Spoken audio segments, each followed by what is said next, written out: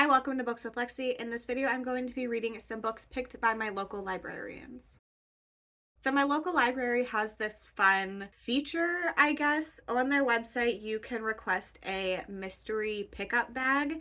And for this, you put in what genres you want, the format you want things, and any specifications, and then they will get physical books for you, put it in a bag, and give it to you. So you can request a certain number of books, up to 5, and then give them specifications. So I did this at my library. I requested horror books. I told them a couple things that I like in books, and then I requested some lesser known authors, some less popular things, and some diverse books because I read a lot of like the super popular books that publishers are pushing. So I wanted to make sure I didn't get a bunch of books I had already read. And also I'm just always looking for books that I might not have heard of or as many people aren't talking about. I love that my library does this, and I recommend checking out your library for something similar. So now I will show you the books that I got, and then I will vlog them all. Okay, so I was gonna wait until my hair was dry, but I'm so impatient. I have my bag that I put in this other bag because I didn't want to see anything. I did see one when they were checking out. I tried to like not look, but they had it in a bag and the lady just took it out and I was like, oh. So I saw one, but it's okay. So I put it in this other bag so I couldn't see anything while I was driving home. Sorry for the crinkles. So the first one, White is for Witching by Helen Oyeyemi. I have not read from this author before. There's something strange about the Silver family's house in this closed-off tower. I can't read. Town of Dover, England. Grand and cavernous with hidden passages and buried secrets. It's been home to 4 generations of Silver women, their names, who have lived in the house with their twin brother, Elliot. Okay, so this seems kind of haunted house-ish. This is very exciting. Okay. Next, this is the one that I saw when I was checking out. I have read The Carrow Haunt, but this is a good pick. Like, it fits with everything that I asked. And like, I liked this book, so this is a good sign. I was hoping that 3 of the 5 would be ones I had not read at least, so. Next. Certain Dark Things by Silvia Moreno Garcia. I didn't realize this was so short, but this is very exciting. I think this is a vampire book. Yes. Okay. Next. I've never heard of this. Thirst by Benjamin Warner. This is a debut. A suburban neighborhood suddenly isolated and inexplicably without water. Interesting. I have never heard of this. Okay, so I do have 3 that I haven't read, so that's really great. Okay, and the last one, The Fervor by Amakatsu. Interesting. I was really scared to read anything from her because I know it is historical, but this says psychological and supernatural eye on the horrors of the Japanese American internment camps in World War II. So, very interesting. Okay. So I have 4 books that I get to read for this video, which is great. And this is a great recommendation for what I asked for. I'm very happy.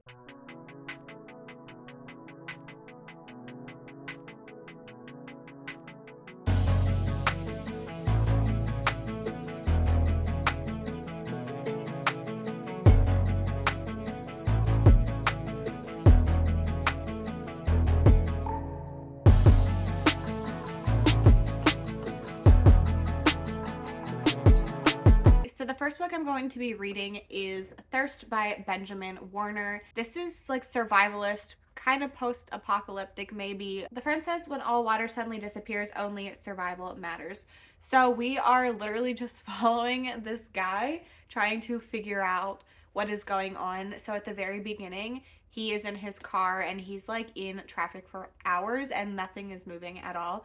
So he gets out and decides to run home, and he sees this like stream completely dry, but he doesn't like think much of it. He just thinks that there was like a fire caused by something exploding, like power lines or something. So he goes home and there's people out trying to figure out what's going on. There's no internet, there's no service, like Nobody's able to contact anybody. It does not seem like emergency services are running and things like that. So we are literally just watching this guy walk around. He's just like browsing around the neighborhood, talking to people, trying to figure things out. Whenever he gets home, like he left his keys in the car, so he had to break in and his wife is not there. So we end up finding out that the water has completely disappeared, but we don't know really any sort of information about why this happened or anything. This is very much giving me the same vibes as oh, what's that book? I know the author is Ruman Alam. Leave the World Behind. It is giving me those vibes. It's very small scale, basic reactions to events like this happening. So far, I would say it's like maybe a 3.5. I am enjoying it, but really not a lot has happened. So those are my thoughts on that. My goal is to finish this tonight. It is 6:45 and I'm on Sprints on Kaylee's channel. So I should be able to do that. Okay, the synopsis does say that his wife is fine. She just like gets home later than him. So yeah, it is. We're just following our main character Eddie and his wife Laura. And that's about it. So I'll get to 2/3 and then I'll talk to you again.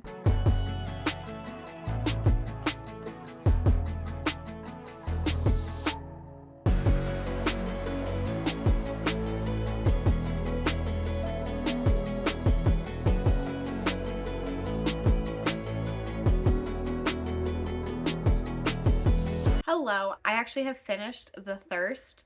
So I was going to talk to you when I was 2/3 in, but one, my dishwasher was running and it was really loud and you would have been able to hear it. And two, I didn't really have anything to say because the same kinds of things were happening as in the like 1/3 check-in. So it would have been pointless for me to give an update. So this earlier I found out is probably the lowest rated book I've ever read. On Goodreads it's a 2.7 with like a little under 700 reviews, I think. And on the Storygraph, I think there were only like 60 reviews, but it still was a 2.6. I personally am going to give this 3 stars. I think it was fine. A lot of people's issues with this book are the characters. The main character from the beginning like overreacts, so it makes it less fun to watch the transition from whenever he like doesn't really know things aren't okay to whenever he like really knows things aren't okay. And then his wife like does whatever he says and he's like controlling of her. So that's the main issue people seem to have. And the other issue is that like most post-apocalyptic books, you don't get all the answers you want. And I don't think that's a spoiler. I assume that in all books like this, that is going to be the case. I don't ever read a post-apocalyptic book and expect to get answers personally. So this is not one for people that need all of the answers. This is not one for people that want a high action plot. There are things that happen. There's some interesting things that go on. There was no point where I was considering DNFing. The character, like, it was weird that he immediately like abandons his car and breaks into his own house like without knowing anything is wrong. But like men. So like, yeah, he was dumb, but it didn't specifically bother me. I don't read books like this expecting a good character. So those are my thoughts on this. I have never heard of this. I don't think any of my friends have read this. It's one that I would recommend, but like I wouldn't go out of my way to recommend it. I got this copy from my library and the audiobook is an Audible exclusive. And I don't know if I would say to use a credit on it. So I have finished my first book that my library recommended to me. I think it was a good recommendation. I'm not upset about this, which is good because I was worried after I saw it had a 2.6 rating.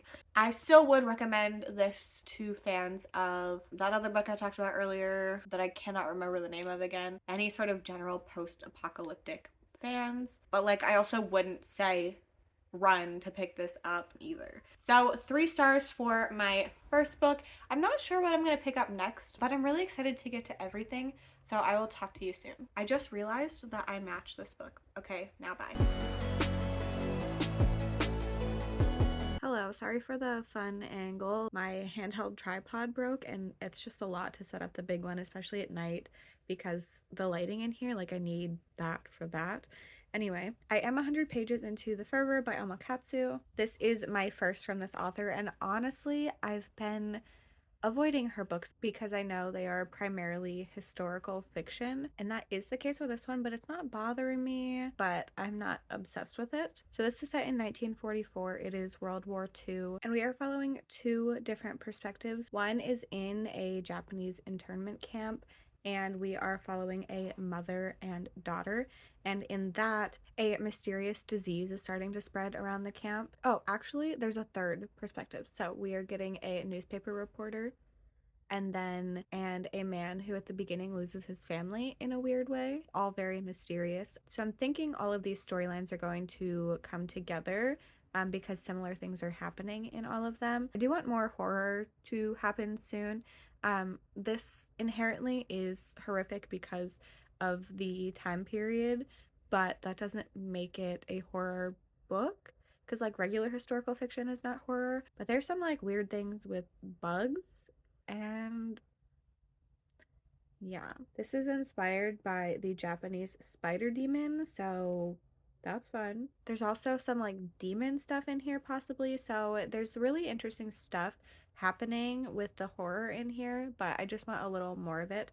So I'm gonna keep reading. I'll probably read another 100 pages. This is just over 300 pages, so I will check in once I am 2/3 in.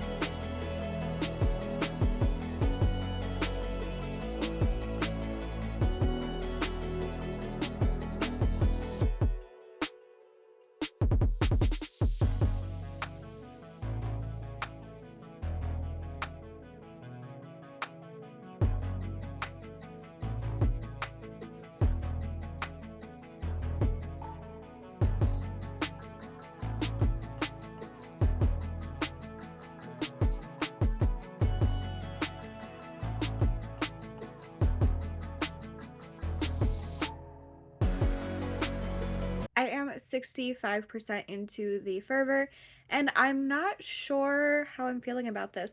I'm liking a lot of aspects of it, but I think I want more of the horror elements in here. The stuff that's included is super interesting, and we are at a point where the focus is not as much on the historical, like, context, I guess. It is on the story, but because there are three different stories and perspectives that are going to, I guess, be fitting together at some point, I feel like we're not getting as much of the horror as I want. But also, it's interesting, so I'm not like upset about it. I really don't know how to talk about my feelings for this book. The beginning definitely was more historical fiction, and I wasn't obsessed with it, so I am liking it more now, I would say. I feel like this could end up being a 3 or 4 star at this point. So yeah, I'm not exactly sure how to talk about this, but I am liking it. And Katrina said it gets weird, and I'm always here for that. So I'm looking forward to seeing how this ends. I am going to get back to reading. I probably will update you tomorrow, even if I finish it tonight. I have some editing that I need to finish as well, but the audiobook is also due back at the library at like 2 something tomorrow, so I definitely need to finish it tonight so that I'm not rushed tomorrow. So yeah, I'm gonna get to reading. I'll talk to you soon.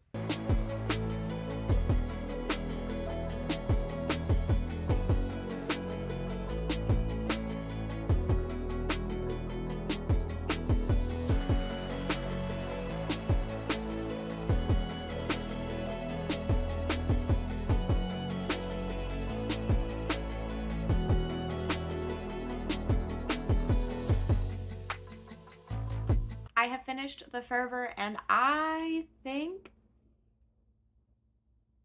I'm gonna give this 3.5 stars. I'll probably round it up to 4 on things that require that. I think there were a lot of really interesting things in here, but also the synopsis spoils everything. So I think there were a lot of interesting discussions, and I really liked the stuff that everything was based off of. The horror was interesting, but nothing was surprising to me. This is definitely more of like a quiet horror. It's not like in your face scary. A lot of the horror comes from the things that are happening in this time period, and then the horror is integrated with that in a way that like makes them one and the same, which I think is done well. I just want my horror to be a little more intense, I guess. There is an author's note at the end of this. Amakatsu says that this is a little more like free with bending historical things than her other two, so I don't know if I'm going to pick up her previous two books.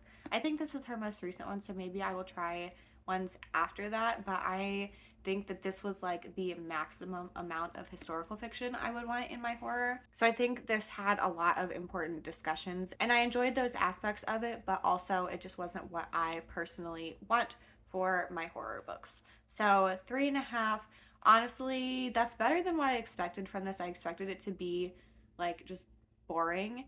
And I think that this could be kind of boring for some people, but it was like just enough horror combined with the historical stuff that I was okay with it. So the first book was a 3-star, the second book is 3.5, so hopefully things go up from here. Also, technically the Carol Hunt, which I already read before this, but that was 5 stars, so that was a great recommendation. I'm glad that this was put in my bag. I would not have picked it up, and it definitely fits my requirements for what I wanted. So I'm glad I read it, and I'm excited to move on.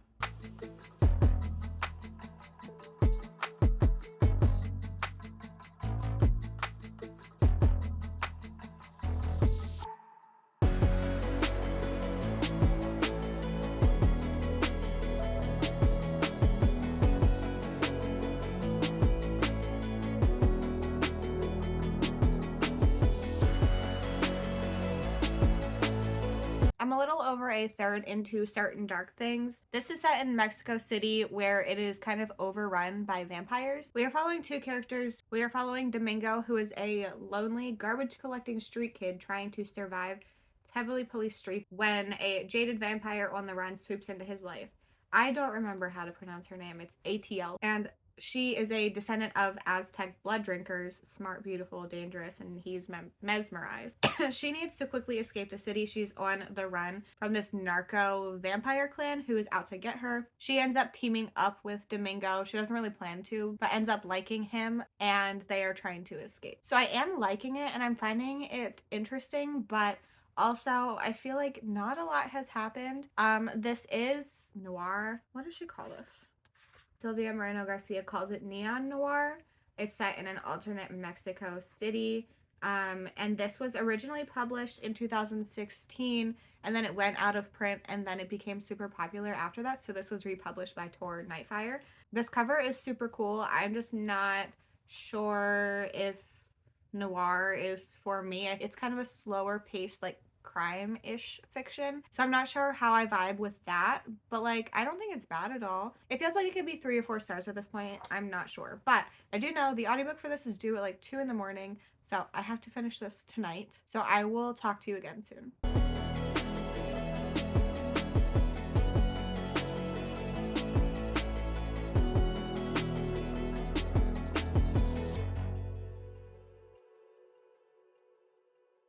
I have finished Certain Dark Things, and honestly, I didn't love this one. I think that this was a me problem, though. I think that it was done well. I didn't have any real issues, but like, I don't think noir is for me.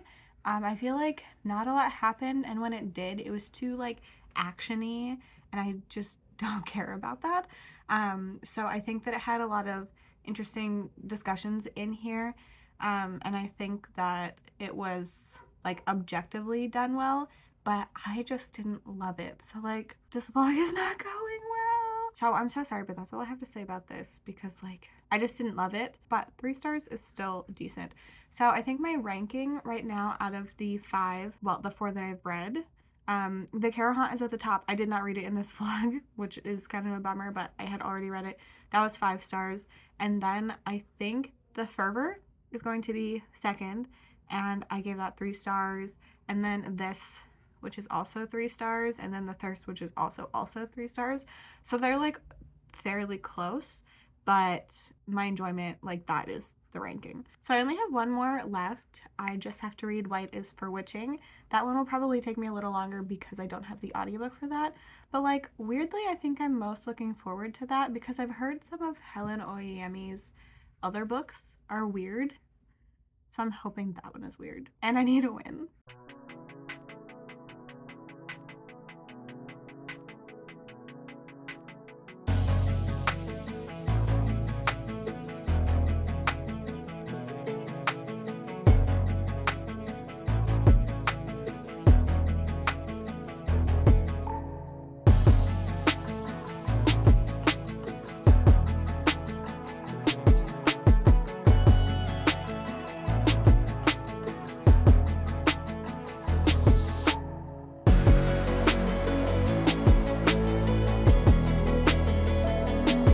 Okay, so the final book that I have to read for this video is White is for Witching by Helen Oyeyemi. I have not read from this author before. I do own one. And the thing is, I have made it 25 pages into this, and I'm gonna have to DNF it. The writing is too much for me. Like, I can't focus on it. It's like not processing in my brain. A lot of people seem to have issues with the writing in this. And the thing is, it's not bad, but I'm not smart enough for it. That's what it comes down to, and that is totally fine. I made it through the like kind of prologue thing, and then I got to part 1, and then I read one chapter, and I just can't. This was so quick, and like usually I feel like I would try to push through further, but because I don't like the writing, and because I've been reading so many books recently that I'm either giving 2 stars or DNFing like pretty far in, or just not loving. Like I just can't make myself read this. So this is a DNF, so that means that is the end of this video. I should have moved that chair. Anyway, so just a quick wrap up. I got 5 books from the library. I had already read 1, so then I read Thirst. I think I gave this 3 stars. It was fine. It was by a local author, which is always fun. And then I read The Fervor by Alma Katsu, which is my favorite book from this video. And I think I might have given it 3.5 or 4 stars, but like 4 feels good at this point. You know, that's fine with me. And then I read, what's that book called? Certain Dark Things by Sylvia Moreno Garcia. This was my second by this author, and I enjoyed it, but I just don't think that neo-noir, like that style, is really my thing. And then White is for Witching by Helen Oyeyemi. This is just not for me either. So like this video was fine, I guess. I am interested in doing this again from my library. So this time I requested like lesser known, more diverse things, and then I wasn't super specific on what I wanted with the books. So next time I think I want to try to get more specific with my requests in books, and maybe things will go better for me. But I'm not upset that I tried any of these books. I thought it was fun. I enjoyed the concept. I want to do it with horror again, but also with other genres. It's just really fun that my library has this, and it's not just sorry, there's a plane going by, but it's a fun way for them to like get books into circulation as well. So I'm really happy that I did this. I would recommend checking out your local library to see if they do anything similar to this, whether it just be they email you some things you might like, or they have books available for you to pick up based on certain requests. I love my local library, and if you don't use yours, I highly, highly recommend it. So that is it for this video. As always, let me know if you have read any of these books and what you thought of them, and also I would like to know what genre you would like to see me do this with next. If you're looking to find me in other places on the internet, everything is linked in the description, including my Bookstagram, my Storygraph, and my Patreon. Quick reminder, if you're watching this in May, it's not too late to sign up for Escape the Readathon, which is my month-long team-based competitive readathon, and it is 4 teams racing to be the one to escape a haunted house at the end of the month. If you have made it the whole way to the end, I would love for you to leave a little bug emoji for the Fervor in the comments. I hope you enjoyed this video. Thank you so much for hanging out with me, and I hope to see you in the next one. Bye!